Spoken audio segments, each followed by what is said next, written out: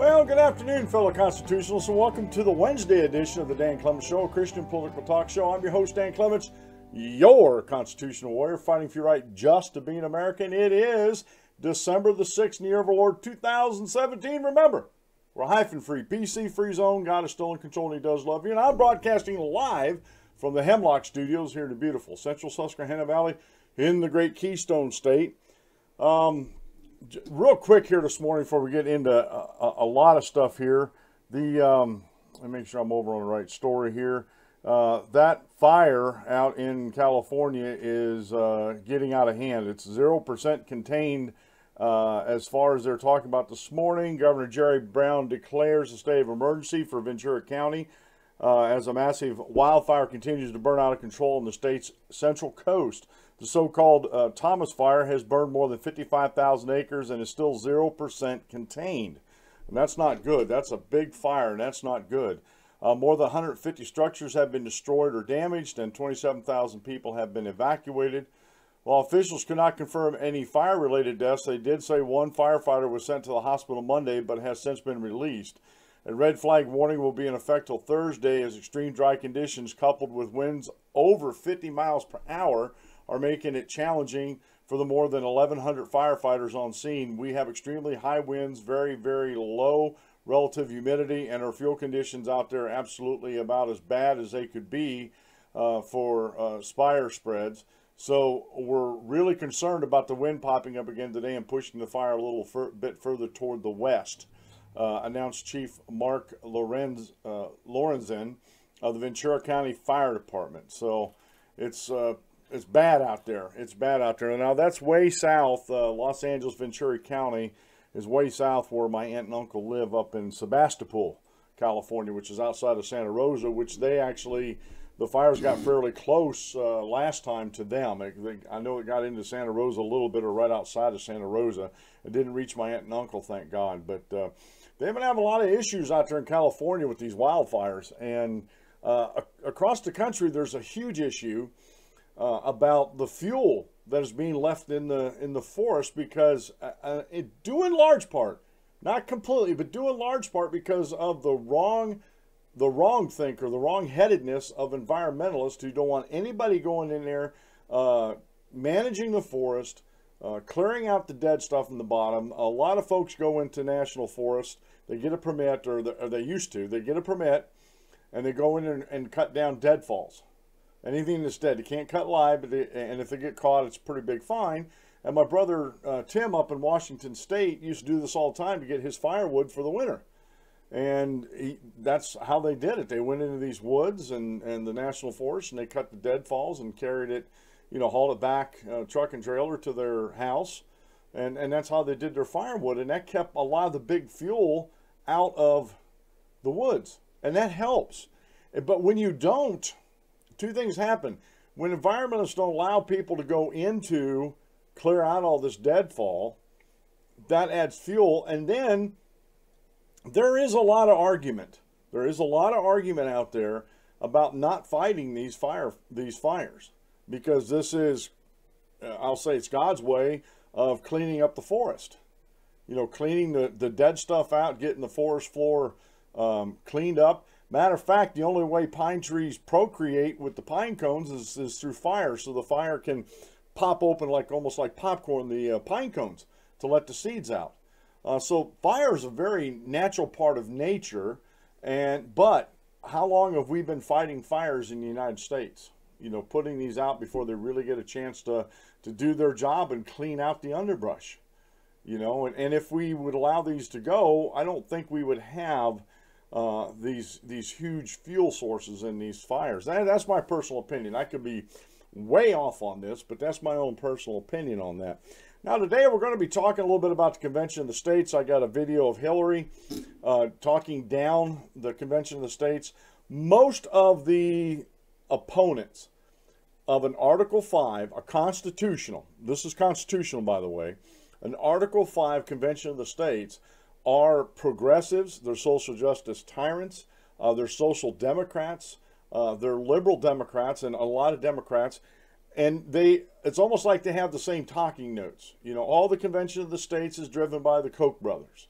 Oh, you know, it's all these Republican governors out there that's driving this want for a convention of the states. And the reason why they're afraid of a convention of the states is a convention of the states, if done properly, and they showed it this past year, and I'll try to remember to get the link for that. They did an online mock convention of the states to show folks how this would actually work. It would not be a runaway convention. It's not a constitutional convention. It is a convention of the states to propose amendments to the Constitution. One of the two ways in the Constitution that the Constitution can be amended. And there's a lot of people out there, including folks in the Constitution Party, the party I'm a member of. There's a lot of folks afraid of this. And matter of fact, some of the smarter folks that are afraid of this, the arguments they give don't make sense to me. They really don't. I've read a lot about it. Scott Bradley was the vice presidential candidate for the Constitution Party this year on the ticket with Darrell Castle as the presidential candidate for the Constitution Party. And I watched a couple videos he had. I read some blog postings he's had. And to me, he doesn't make a really good argument, you know, against the Convention of the States. I think the founders understood what they were doing, especially George Mason, when they talked about putting this into the Constitution, because before George Mason spoke up at the end of the Constitutional Convention, there was only one way to amend the Constitution, and that was through Congress. And Congress is never, and I can expand it to government. Government is never going to curtail its own power. And one of the problems in our country, I think we were doing fairly decent up until 1913, but when they passed the 17th Amendment, that took away the checks and balances, the power that the states had is putting a check and balance on the federal government. And states under or before the 17th Amendment could recall their senators because they're appointed. They're not elected by the people. They're appointed by the governors and the legislatures. And some states have it different. Some states it's the governor appoints them, the governor appoints them, or some states it's the legislature appoints them, and the governor just has to give his thumbs up or thumbs down. You know, it's a different way, but in the end, it's all about the states. And through this process, they could have recalled bad senators. And through this process, if they didn't do the 17th Amendment, I do believe we wouldn't have some of the skullduggery going on today that we have. I do believe that we may not be in debt as far as we are if the states were allowed to put a check and balance on the federal government. And this is, in my opinion, and I think there's a lot of people think this too, that are proponents of the Constitutional Convention. A lot of people are pushing for a balanced budget amendment. And there's good arguments on both sides, pro and con on that. And I sort of come down on the con side of that. It's not written. The ones that are put forth, and I'm going to put it this way, the ones that are put forth now, to me, I don't think have enough teeth in them. But I think more importantly than a balanced budget amendment is, I think the first thing they ought to do is repeal the 17th Amendment, and in the same amendment put term limits on Congress and on the federal courts, including the Supreme Court. And now some of that, the term limits on the federal court, some of that limited that to the appellate courts, the appellate courts above the district courts, and then the Supreme Court, and some of them have every federal judge is only allowed to serve so many years, and there's some arguments about that it's hard to get justices affirmed now, when they do retire, and this would mean, and I think this would force the Senate and the president and everything. I think this would force them to have to work on this earlier.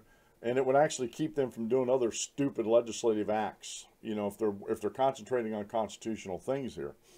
But getting rid of the 17th Amendment and putting term limits on Congress and the judiciary, I think would be a fantastic start for the Convention of the States. If we got that passed and got that ratified, that would actually tell the nation and the federal government that you've been just put on notice, that we're rolling ahead with this stuff, and your terms are being limited. We're no longer going to have guys like John Conyers, the most senior the most senior, a congressman that's been in Congress, serving over, what was it, 40 years in Congress?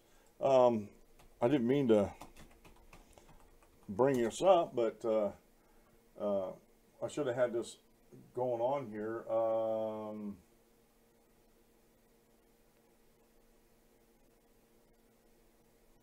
Let's see here.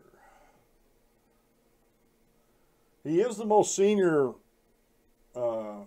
congressman of all of them. No, I didn't want that one. Anyway, he's been in there too long. Okay. Matter of fact, some folks are looking. His son, John Conyers III. John Conyers said, "I think my son would make a good replacement." No, sorry. I don't know how far that apple fell from the tree.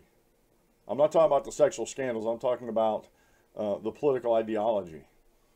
And I think Detroit and the district that John Conyers represents, they need to come out of the dark ages. They need a conservative. I'm not saying a Republican necessarily, but I do think they need a conservative to run down there. And that would really shake things up. But term limits would too. We wouldn't have a John Conyers in Congress if it was for term limits. Because he'd have served his time long ago, and he'd have been gone, and none of this. Am I saying the sexual scandals may not have come to light? No. And he would have had to deal with them in his private life because he would no longer be in Congress. Now he's resigning. And this is the other thing. I'm going to take shoot down a rabbit hole here real quick. And I think John Conyers and the Congressional Black Caucus has this wrong. He says America and Congress are treating white congressmen differently than they are John Conyers. Okay? No, I don't think they are. I think what the problem is, John Conyers is just too old to fight anymore, honestly. And rather than fight, he's just going to resign. Rather than face the music and maybe get censured and stuff like that. And then you got guys like Al Franken, who's not going to resign. What he did wasn't bad enough for him to resign, and yet there's people in Wisconsin that are supporting him still. And he hasn't denied the accusations. He actually is apologizing for it, which means he did it. If you're apologizing for that, just a real quick rabbit hole I wanted to shoot down there. But getting back to the Constitution, I think following the Constitution today would fix most, not all, but would fix most political and economic problems that we are facing today. Some of the comments I had over the past week about net neutrality, I said if we were following the Constitution, we wouldn't have an FCC. Unless we amended the Constitution to have it. We wouldn't have an FCC. We wouldn't have an FTC. We wouldn't have an FDA. We wouldn't have an ATF. All these alphabet bureaucracies that we have out there. We wouldn't have these things. So if we didn't have an FCC, I think the argument would be totally different. Okay? And the government meddling in, classifying, power companies and gas companies and water companies as Class 2 utilities, I think, especially the power companies, when they classified them as that and then tied the whole grid together in such a way that if one major section of the grid goes down, it cascades into other parts of the grid. And that should have never been. The interconnectivity should have been, and it shouldn't be automatic. It should have been if there's an issue and one section goes down, then when whatever happened to make that go down, then other utilities can actually hook up to the interconnectivity of the grid and start supplying power back to them. I've read a lot of, sorry about that, looked like my video froze up on me there for a second. And I've read a lot of articles talking about that, how the government actually made our electric system worse instead of better with the Title II. Same way with the internet, all these pro-net neutrality folks. And the government taxing the internet. Now, Congress does have the ability to tax. They absolutely do. And I am, I got to check something out here. Something's happening here with my, okay. For some reason, my video, if it looks like my video is freezing up every now and then, I apologize. Something was wrong with my production computer this morning, and I had to restart it like 5 times. And I think I had a virus in it, and run the virus thing 5 or 6 times too. So after the show, I got to do a little bit of work on it. So hopefully that video freezing won't keep going. But let me get back. So, you know, talking about like the FCC and stuff like that, Title II utilities, the federal government has no constitutional controlling authority over these. They're not part of the enumerated powers. Okay?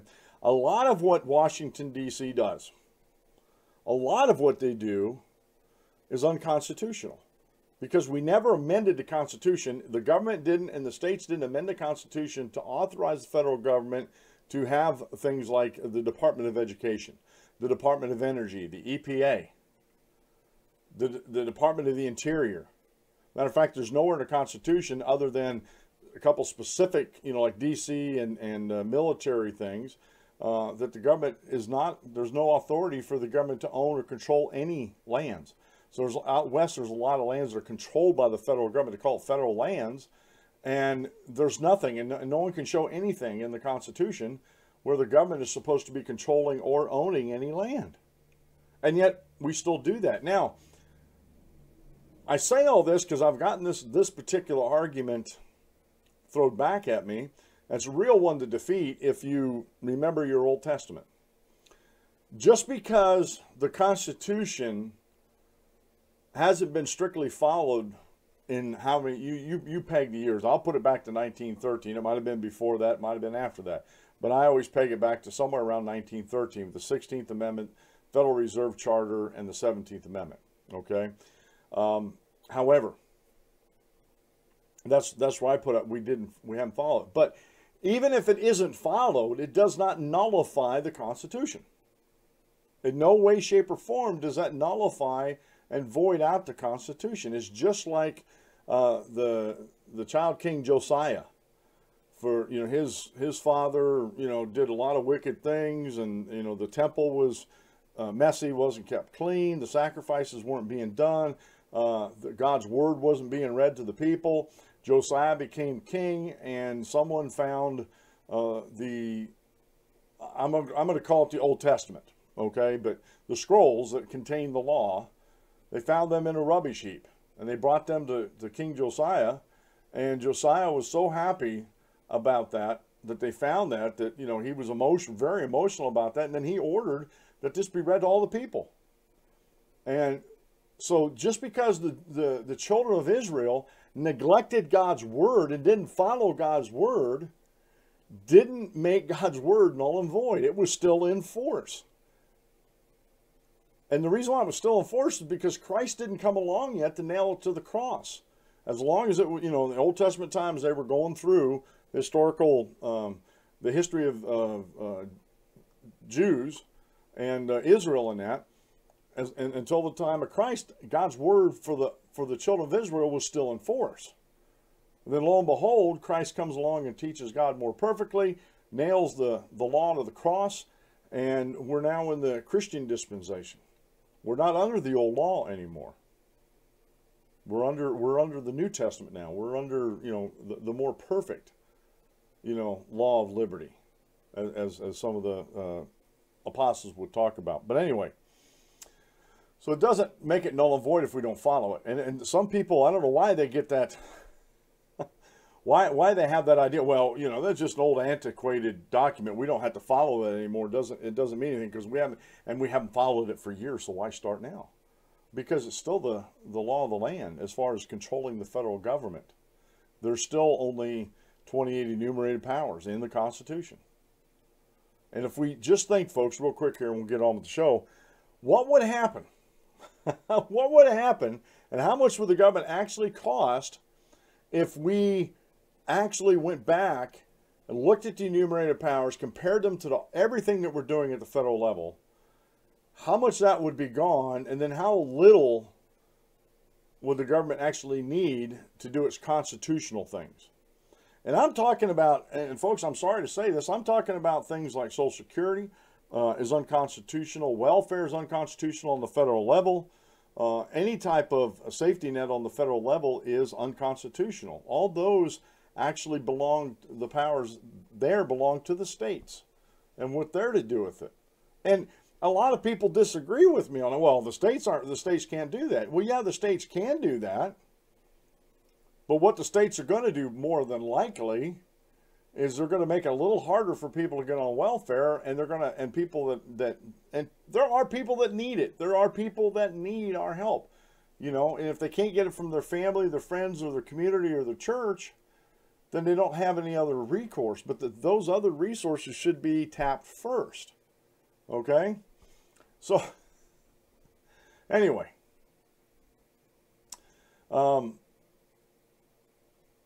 It just, like I said, again, it just amazes me, you know, how many people don't think these things through. You know, when they say statements like, well, you know, I haven't followed the Constitution, it's null and void.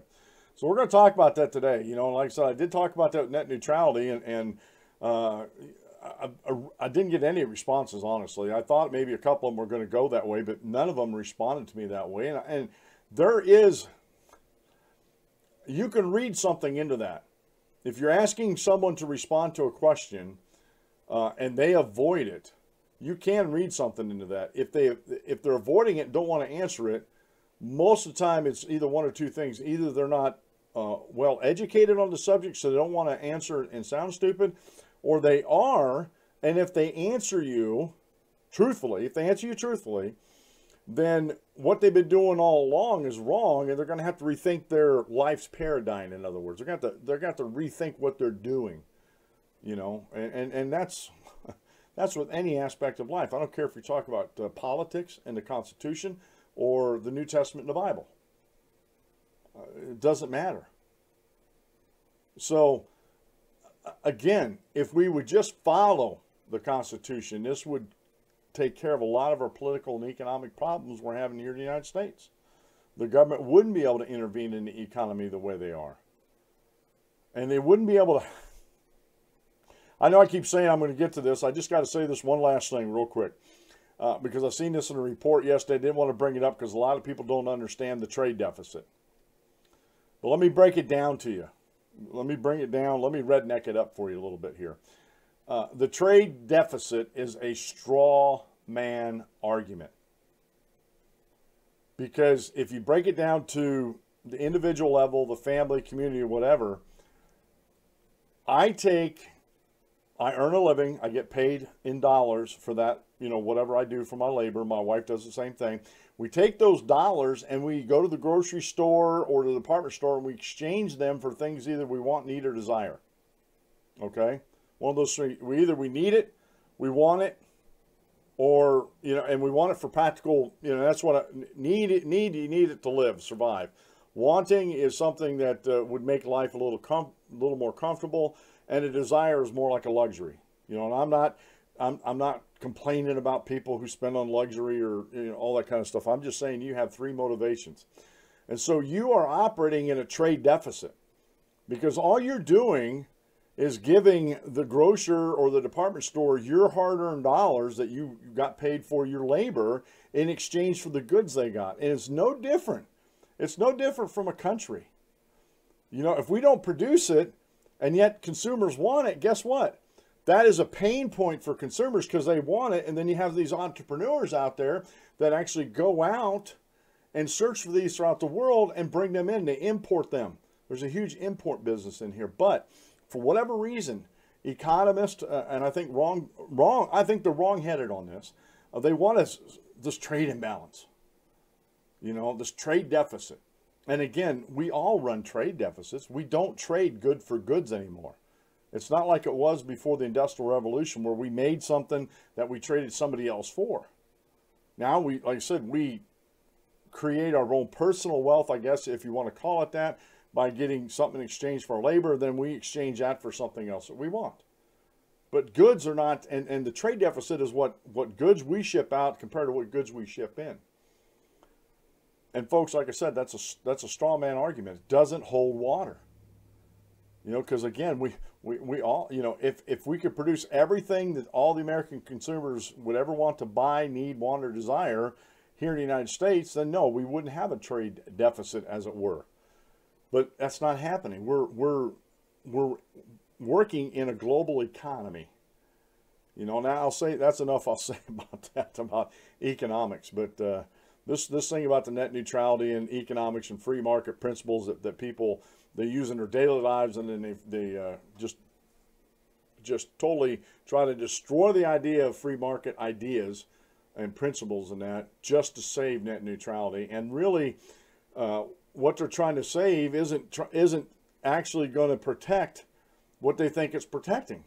So again, I don't want to get into that. Next week, I'm planning on Tuesday and Wednesday of next week, because the vote's going to be on the 14th at the FCC, to having a couple more shows and talking about the Constitution, FCC, when it started, stuff like that, and the constitutionality of the FCC. And again, if we didn't have these, if we didn't have the FTC or any of these unconstitutional government bureaucracies, we wouldn't be having this discussion today.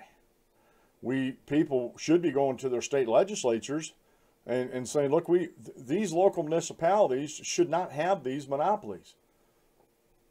And the state legislature should rightly step in and say, you're right, they shouldn't have these monopolies. There should be competition in the local markets, and they should pass a state law saying you cannot have a monopoly. You know, you cannot have a government-created monopoly, and that's exactly what how a lot of these ISPs and cable providers, the last mile providers, as it were, that's how they got where they're at today. Folks, if you're looking for hosting, if you got a website idea, if you have a blog post, you want to do videos, if you're a crafter and you want to teach people or just show your show your wares and maybe possibly sell them, you're going to need a hosting service for your website, no matter what it is. Can I recommend Bluehost?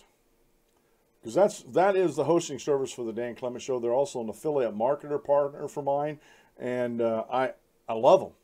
I have not had any issues with them whatsoever since I switched over to them. And if you go to danclementshow.com, you click on the Bluehost widget top of the page, and they have some really good savings going on, introductory savings. And if you use that link top of my page, and that you'll get some more discounts automatically. Plus, you'll be supporting the show by supporting one of my affiliate marketers.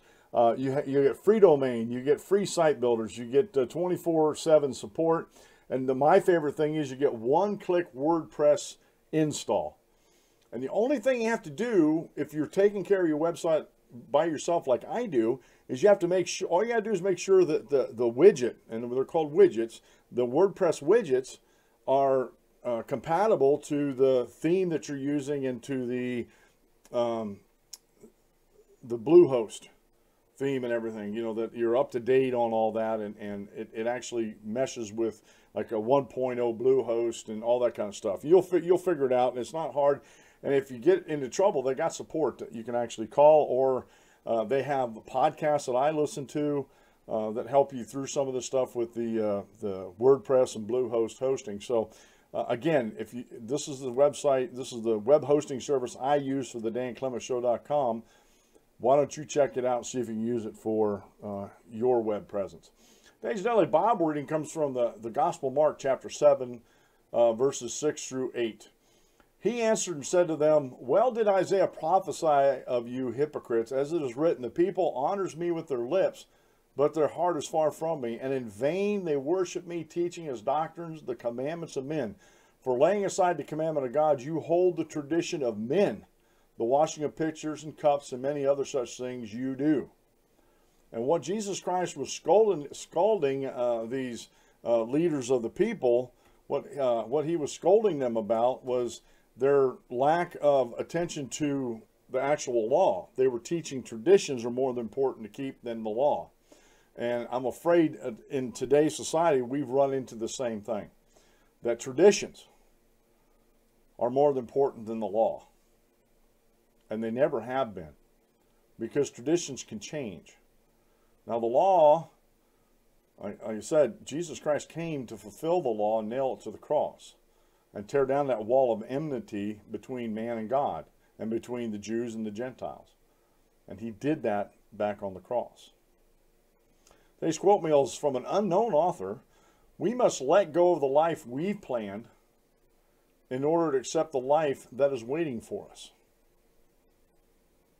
Words to think about, words to meditate on, folks. And the short Bible lesson today comes from Mike Riley over at gewatkins.net, and it's a really good thing. It's the things on the inside that matter. And this sort of goes along with what we're talking about in the daily Bible reading. You know, the Pharisees and the Sadducees and Sanhedrin were getting after Christ's disciples because they were eating without washing their hands and stuff like that. And all these traditions that they were observing of washing of pitchers and cups, and you know, sometimes they had traditions where they had to wash their whole body before they could, you know, eat or do something like that, and just going well beyond what the law actually said for the washing and the cleansing.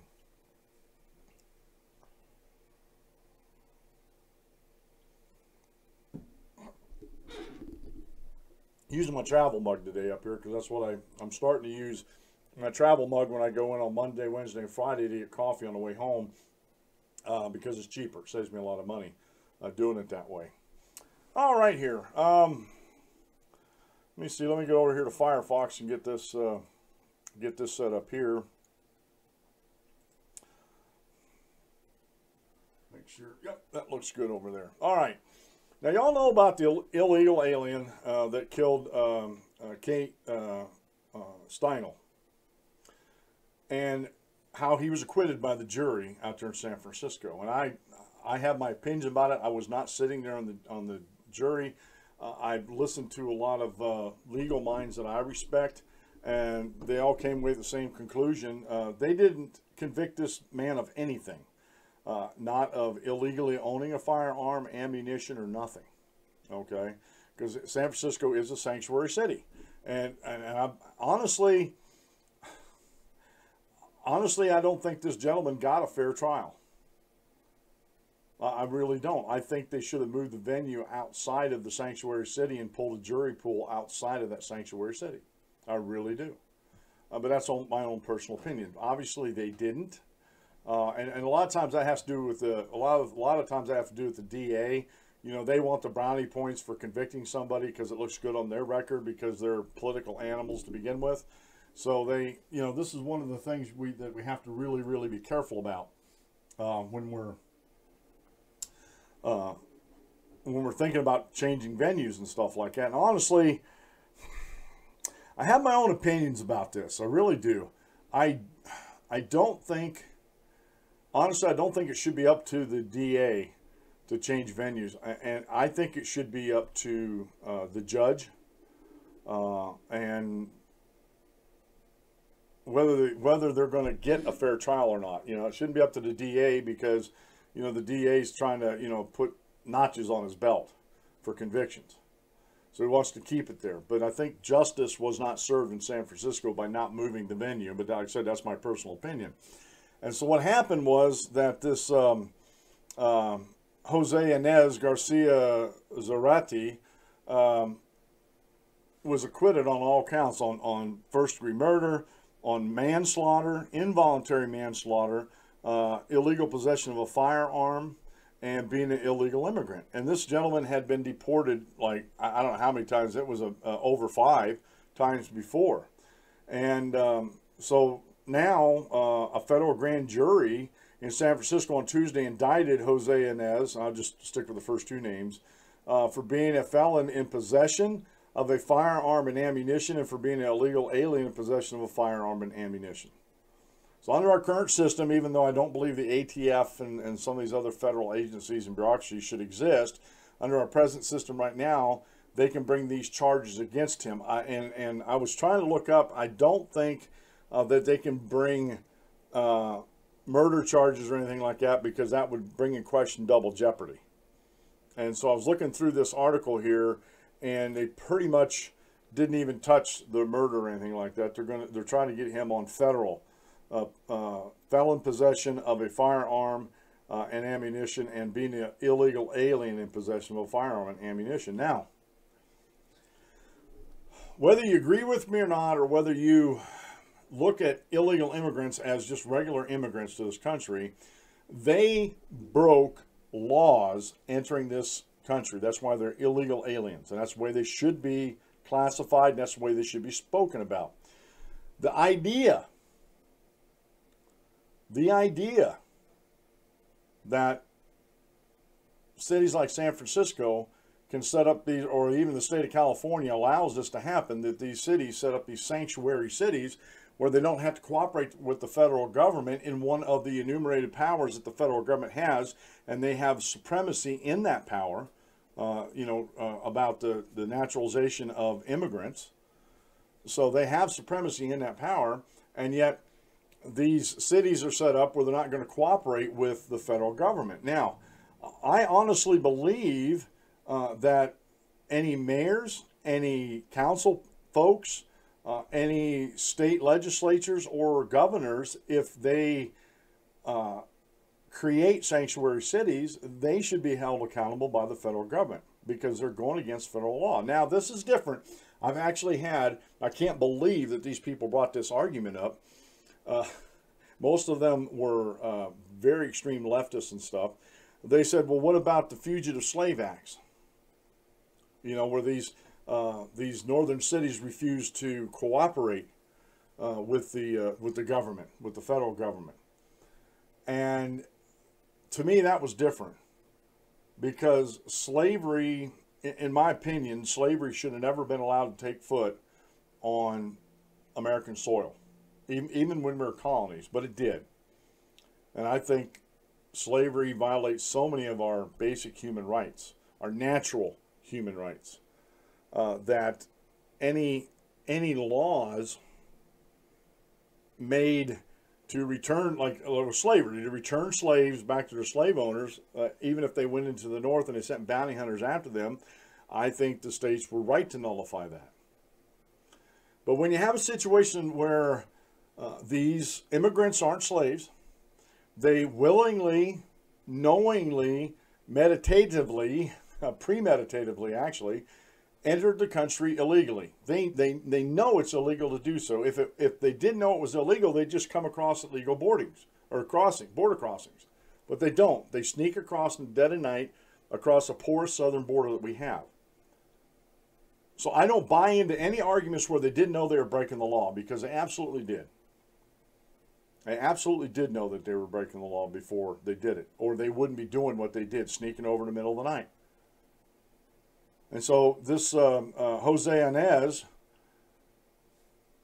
he broke the law coming here. He broke the law by repeatedly coming back after he was deported. And San Francisco broke the law by harboring this fugitive, because he broke a federal law coming into this country illegal. He is illegal, which means he has very few rights at all. He has some basic, we as America, we recognize basic human rights, natural law rights that a person would have, but he doesn't have the rights and privileges as a naturalized or natural born citizen has. And one of those is carrying a firearm. There's no way he should have ever had a firearm, period. And I know that there's a black market out there. You can buy these things on the black market. I don't doubt, and I know because of indictments and convictions, MS-13 traffics in guns and weapons and drugs. And so it probably wasn't very hard for an illegal immigrant to get a gun, because we're going to go kill them gringos, if you know what I mean. It isn't hard, but still, he shouldn't have had that firearm or ammunition at all, because he doesn't have Second Amendment protections in this country because he's not a citizen. If you're here on a visa, you can't go and buy a firearm in this country because you're not a citizen. That doesn't mean you don't have the right to self-defense. That just means you cannot own a firearm. We have laws about that. Only citizens. And I think there's some dignitaries and their bodyguards, they get special dispensation for carrying weapons, but we're not talking about that. We're talking about average citizens or average illegal immigrants. Average illegal immigrants, by law, federal and most state laws, are not allowed to own firearms. I'm waiting to see if California is going to say, reverse and make a law saying it's okay for illegal immigrants to have, to buy a firearm. But the problem is they can't pass the federal background check. So it saddens me that this jury got the whole thing wrong and didn't at least convict him on the firearm charges. They just acquitted him of everything, and that the federal government has to step in now and find some type of justice for Kate's family. Maybe not for the murder now, but for the felony possession of a firearm and ammunition on a federal level, that carries some time. I think it's like 10-year minimum that carries, I think. So I just want to inform you that's what's going on with that case there. I was horrified when I seen that decision come down, and so were a lot of Americans. And this is another reason, folks, that the vast majority of Americans overwhelmingly want a wall built on our southern border. Get the wall built and get it patrolled and get it secured properly, and then start working at turning our attention inward and start going after these illegal immigrants and deporting them. And we're talking about the DREAM Act. These kids that weren't born in America but came over illegally with their parents, and their parents stayed here illegally, and their kids somehow got into school. I remember when we signed our children up to school, we had to have birth certificates and everything. So any type of documentation that they had to get their children in school, if the schools were doing their job, would have had to been falsified. Birth certificates, Social Security, stuff like that. Now, it's not the child's fault, okay? But should the child benefit from that? It's just like, and I don't think anybody disagrees with this statement. I'm going to go back to Bernie Madoff. He had the Ponzi schemes. Even if his children and his wife didn't know what he was doing, the federal government finally arrested him, and they froze his assets and actually took everything away. So his wife and his kids had little or nothing to live on. And there was a lot of people that were like bemoaning that fact with the wife and the kids. Oh, they should have been left something. Well, why should they prosper off of his thievery? The same principle applies there. Why should they prosper off his thievery? So it's a huge mess that we have here, and it could have been, a lot of this could have been avoided if we just followed the Constitution and actually secured our southern border. There's a couple more stories that I really don't want to get into them because I want to get to this Convention of the States. Mueller Deputy Weinstein praised DOJ Sally Yates for refusing to enforce Trump's travel ban. I'm so proud. It's ridiculous what's going on in the Department of Justice. If I was Jeff Sessions, I would clean house. If I was Rex Tillerson in the State Department, clean house.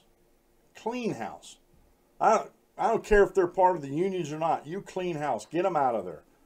If they're going to undermine you like that and not follow your directions, get them out of there.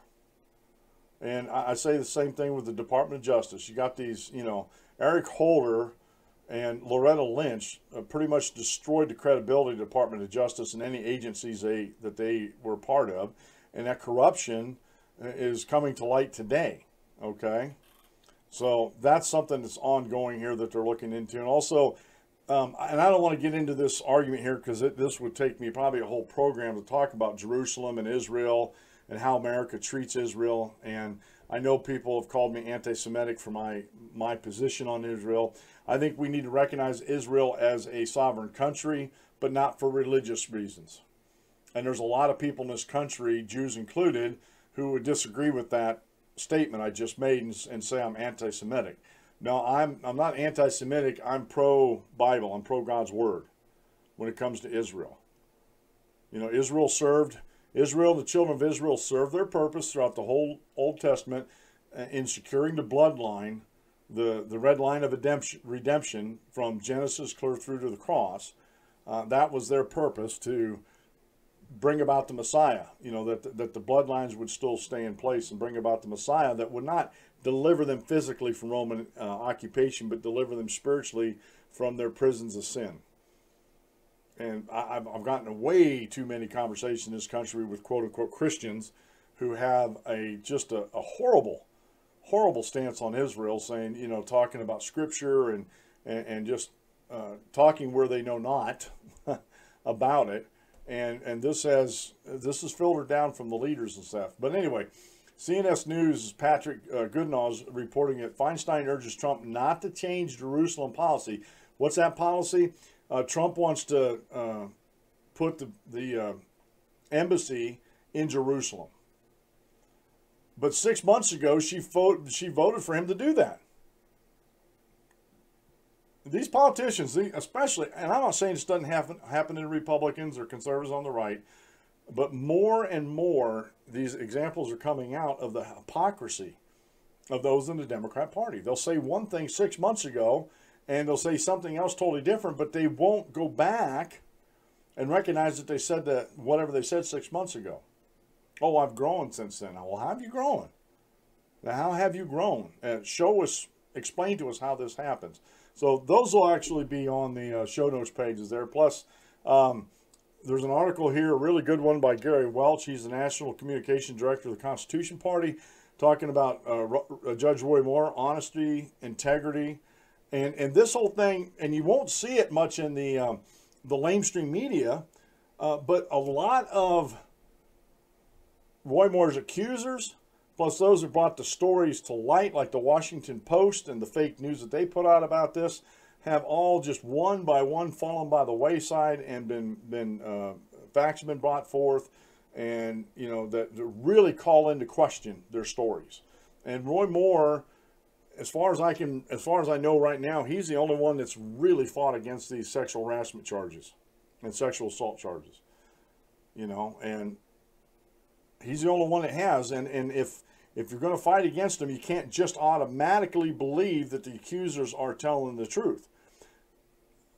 Yeah, they need their day. The sunlight needs to be put forth on that, and they need their day to speak their piece about it. But Roy Moore or anybody else that's accused of sexual harassment also has the right to defend themselves. And just because they're found guilty in the court of public opinion doesn't mean they're necessarily guilty.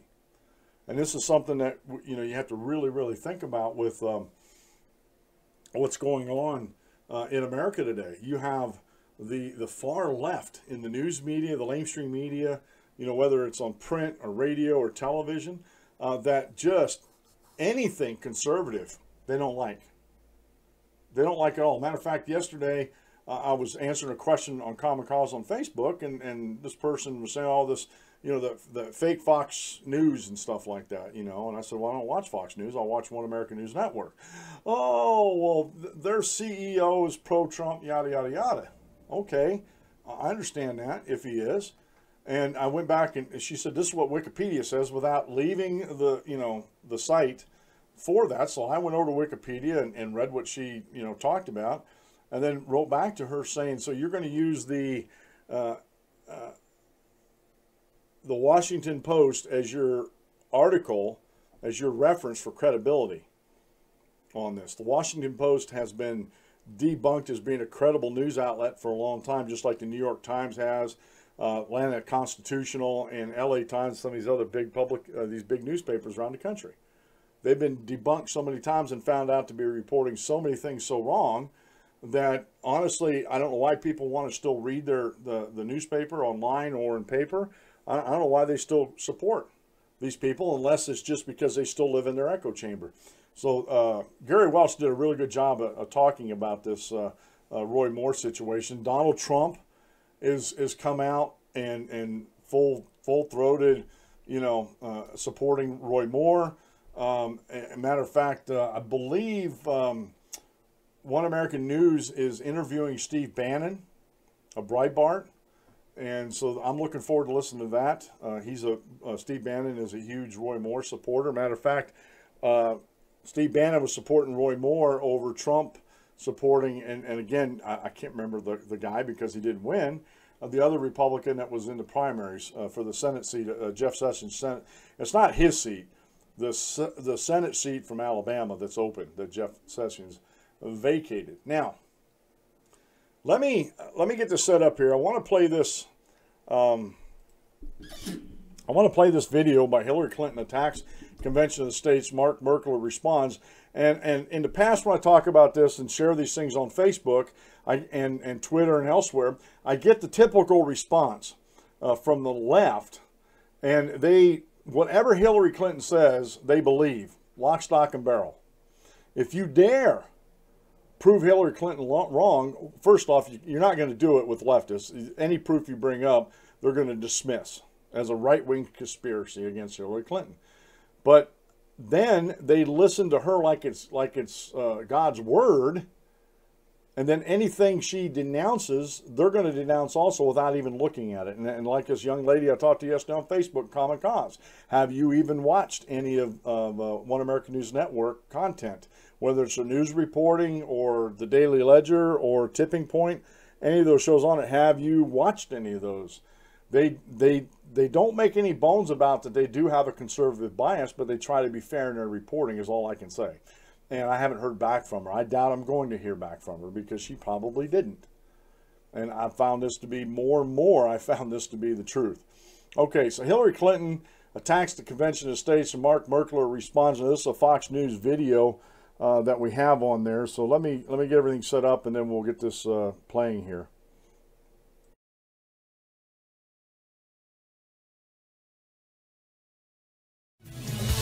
As Americans celebrated the 230th anniversary of the signing of the U.S. Constitution this week, Hillary Clinton offering a very different message. The right wing, aided and funded by Mercers, Koch brothers, etc., is very serious about calling a constitutional convention. Part of their gerrymandering is to control state legislatures, elect Republican governors. If you really get deep into what they are advocating, limits on the First Amendment, no limits on the Second Amendment, limits on criminal justice. I mean, there is a very insidious right-wing agenda that is hard for Americans to really kind of wrap our heads around. So in between making excuses about why she lost, Hillary Clinton talking about a new threat, and it's our Constitution in Article 5. Well, Mark Meckler is the president for Citizens for Self-Governance and founder of the Convention of States Project. He joins us now to react. Hillary Clinton is talking about you and your organization. What are you up to? You know, so the Convention of States Project, what we're up to is using the Constitution to restore the Constitution. Article 5 gives the citizens and their state legislatures the power to call a convention to restrain the federal government. Hillary Clinton obviously does not like the idea of restraining the federal government and restoring the original view of the Constitution. Hold on. I mean, you look like a nice guy to me, but are you one of these evilly funded right? I mean, the portrayal is, because she's not the only one. The left has overwhelmingly come out and said, look out for this Convention of States. They're trying to take over our country. You're saying it's taking back our country by putting limits back on what our government can do. Well, you know, you can judge a person by their enemies, and so we're glad to have all these folks on the left coming out against Convention of States. What they don't like about it is the intent is literally to reverse 115 years of crazy liberal progressivism, and we have that right in the Constitution. The document was signed on September 17th, 230 years ago, but something happened on September 15th that made this possible. September 15th, Colonel George Mason addresses the Assembly. He says we have a problem. We gave the power to Congress to propose amendments, but not to the people acting through the states. And he asked a question, Pete. He said, are we so naive that we believe that a government that becomes a tyranny will propose amendments to restrain its own tyranny? And obviously, they said no. They included this provision of Article 5 so that you and I have the right to restrain the federal government. And that's where are you now inside the project? How many state legislatures have passed this? Over 2.2 million people in support of this. 12 state legislatures have passed it. It takes 34, so we're past the 1/3 mark. We're actually going to get it done. We're well on our way to holding the first ever Article 5. Because a lot of people think abstractly, no way, this can't happen. You know, it's just a theory. You're saying the work is being done across this country to get to that 34 state threshold, and whether Washington wants it or not, the people hold a convention to limit the powers of the federal government. That's correct, and Washington doesn't and won't want it. And this is not some kind of a fringe movement. Mark Levin supports the movement. Senator Tom Coburn left the Senate to work with the project. Senator Jim DeMint is now on board with the project. So this is a mainstream conservative project to restore the Constitution. If folks want to learn more about it, where do they go? Conventionofstates.com, not just to learn, but get involved, because it's up to the folks to save the country. You actually did a virtual convention as well last year. Last year in Williamsburg, historic Williamsburg, Virginia, we held a virtual convention. Delegates from all 50 states came together, held a convention, showed that it's not going to run away, that we're going to restore the Constitution. Mark, if Hillary Clinton thinks you're a threat, then I think you're a good guy to me. Thank you, sir. A very interesting project. We'll be tracking your progress. Hope you'll come back and keep us posted. Absolutely. Thanks, Pete.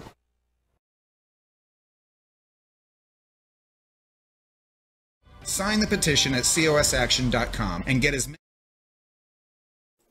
All right, folks, that was a short video. And again, Hillary Clinton is reading bullet points. Okay, she is inside an echo chamber working on a narrative. because nowhere in the Convention of the States does it say that we are proposing a constitutional convention. That's just the buzzword of the day to scare people, that we just want to scrap the Constitution. And that scares people. And they know that. And this is part of, especially when she talks about breaking laws and stuff like that and wanting this insidious agenda. This is one of the things, and I'm hopefully next payday, I'm going to break down and buy Saul Alinsky's Rules for Radicals. Okay? I hate to give that man or his publishers any money, but I really need to read that and understand that. But this is one of the rules. You blame your enemies for the things you're doing. You get that? If you're doing something wrong, to deflect attention to you, you blame somebody else for doing it. And so she's blaming the Koch brothers for backing this, and they may be in the peripheral, but you know, the Convention of States does struggle as far as funding and stuff like that. She never brings up George Soros and his funding. Of course, she wouldn't, because she agrees with his agenda and he agrees with hers. So that's perfectly fine. But if we don't agree with your agenda, we're going to use, and this is a Clinton tactic, we're going to go scorched earth on you. We're going to attack you. We're going to attack your wife. We're going to attack your kids. We're going to attack your business. We're going to attack your neighborhood. You know, we're just going to attack, and do this scorched earth policy. It's just like I was watching some videos yesterday with these feminists, you know, and this feminist was asked about, you know, or she made a comment saying, well, to her it doesn't matter if an innocent man gets caught up in rape accusations and loses his job and his life is ruined when it turns out that they were false accusations. She didn't care, because she's like, well, now everybody knows how the women feel. And I'm like, that is evil.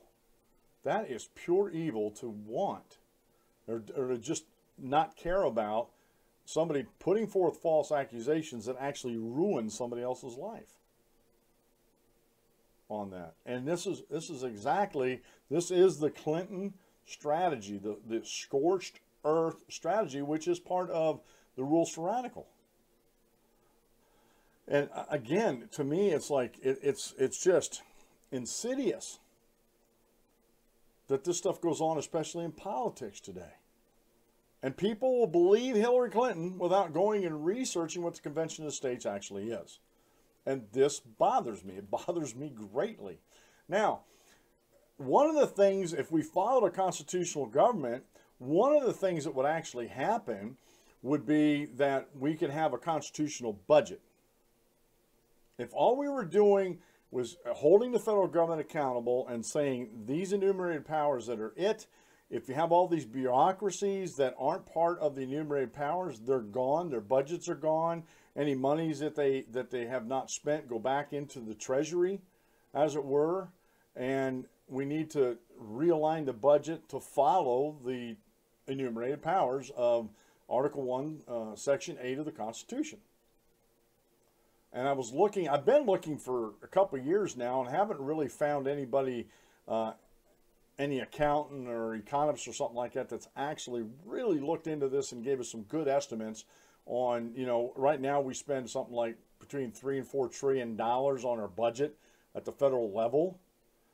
And I've actually heard estimates, haven't seen any raw proof, but I've actually heard estimates, if we were constitutionally spending, if we limited the federal government to the enumerated powers and that's all we were spending on, the national budget would be, per year, would be well below $1 trillion.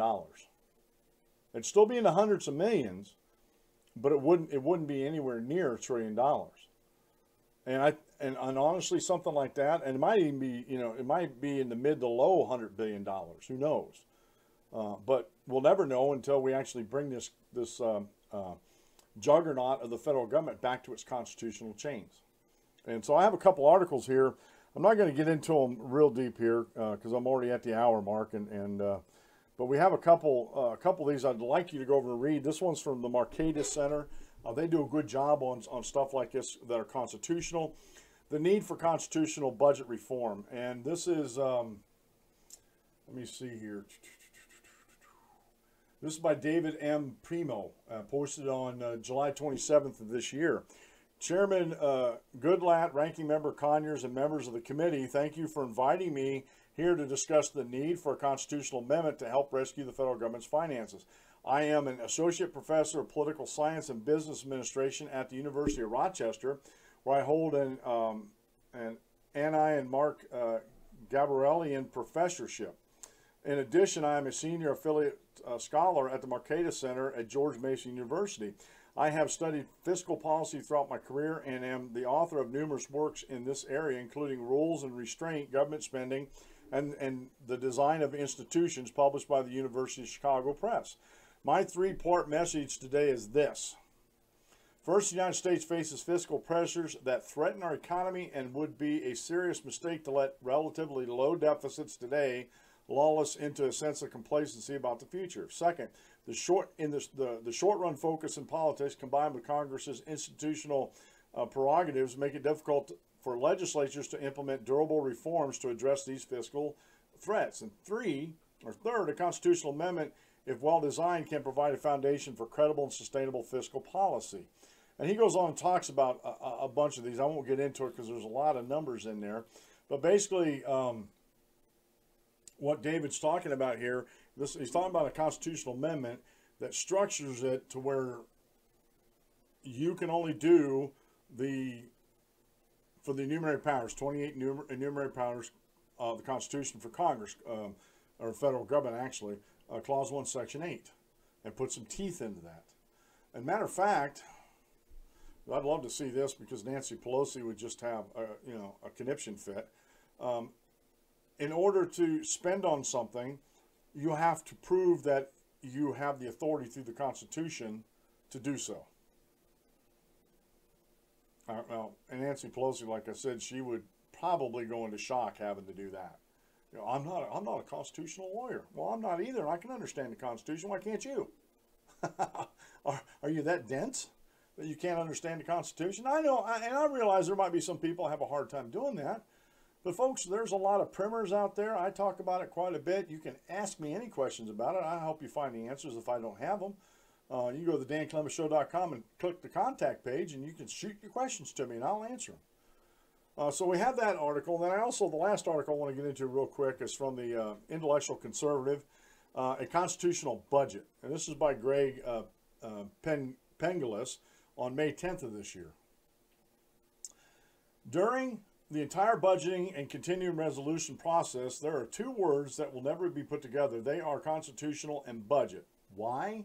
Because no one in Washington wants to be restrained by the Constitution when it comes to getting money, and especially spending money they don't have, which is why we are some $20 trillion in debt in or $20 trillion in for the national debt, but it never had to be this way. And that's what they call fiscal operating debt.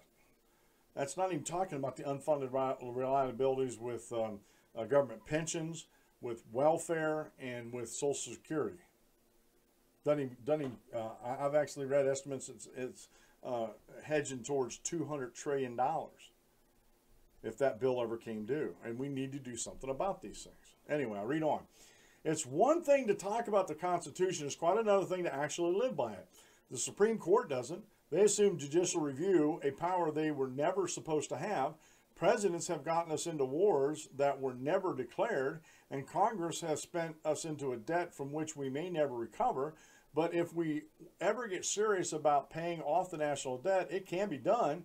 And the simple answer, as in most cases, is to look at the Constitution. How much a constitutional budget would cost? And he tries to answer this a little bit in this, and I'll go down through here. So I got to wondering how much a constitutional budget would cost. The easy part is finding the Constitution budget items. It is Article 1, Section 8 of the Delegated Powers to Congress. Assigning a dollar figure to those items was the challenge. The numbers listed are the best available information I could find. The latest summary budget information comes from Kimberly Amadio from the website The Balance. And like I said, I never heard of The Balance. I found this morning, and this is why I said earlier I was having a hard time finding anything. And these are just rough estimates, and I'll tell you that right off. These are just rough estimates he's talking about. But he's going back, he's going to the fiscal year 2018. The federal budget is $4.268 trillion. Most of this, 63%, pays for mandated benefits such as Social Security, Medicare, and Medicaid. The U.S. government will receive $3.916 trillion in revenue. That creates a $352 billion deficit for October 1st, 2017 through October 30th, 2018. Spending breaks down into mandatory $2.69 trillion, discretionary $1.243 trillion, and interest on the national debt $329 billion. And this source is the 2018 Budget Office of Management and Budget, March 16, 2017. And now it's my turn, a constitutional budget. And he goes down through here. He goes down and talks about the IRS average, IRS budget average for the last several years, $12 billion, source of General Accounting Office. Customs and Border Enforcement's budget was $12.4 billion.